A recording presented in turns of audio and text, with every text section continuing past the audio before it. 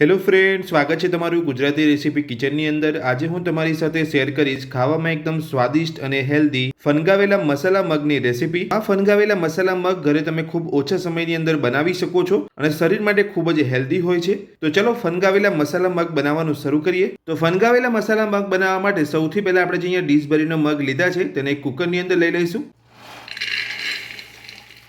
તો ફણગાવેલા મગને બાફવા માટે હવે આપણે કુકરની અંદર અડધા ગ્લાસ જેટલું પાણી ઉમેરીશું અને ગેસની ફૂલ ફ્લેમ પર એક વિસલ કરી લઈશું। તો તમારે અહીંયા ફણગાવેલા મગને બાફવા માટે માત્ર અહીંયા એક જ વિસલ કરવાની છે, એકથી વધારે તમારે અહીંયા વિસલ નથી કરવાની। તો એક વિસલ થઈ અને કુકર આપણું ઠંડુ થઈ ગયું છે, તો હવે આપણે ચેક કરી લઈશું। તો તમે આ જોઈ શકો છો આપણા ફણગાવેલા મગ એકદમ સરસ રીતે અહીંયા બફાઈ ગયા છે। હું તમને અહીંયા એક બતાવી દઉં છું, તમે આ જોઈ શકો છો એકદમ સરસ રીતે આપણા મગ અહીંયા બફાઈ ગયા છે, તમે આ જોઈ શકો છો। તો માત્ર આપણે અહીંયા ફણગાવેલા મગને બાફવા માટે એક વિસલ જ કરવાની છે।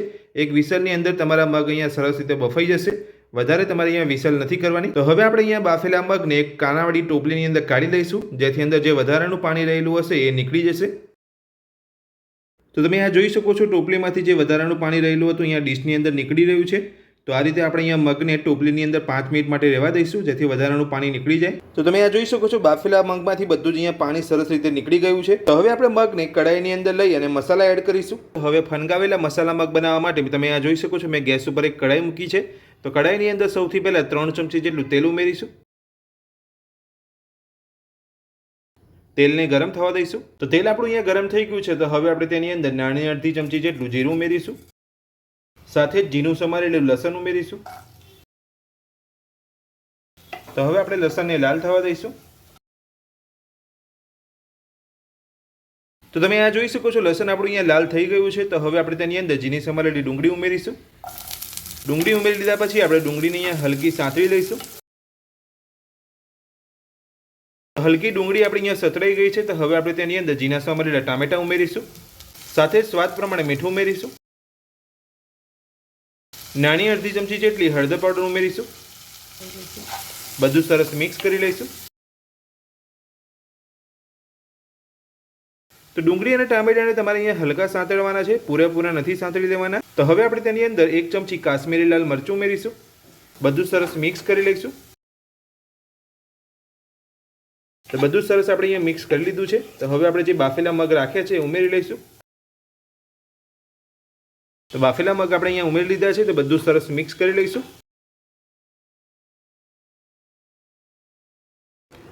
તો બાફેલા મગ ઉમેરીને આપણે અહીંયા બધું સરસ મિક્સ કરી લીધું છે। તો બધું જ મિક્સ કરી લીધા પછી હવે આપણે તેની અંદર ઝીણા સમારેલા લીલા ધાણા ઉમેરીશું।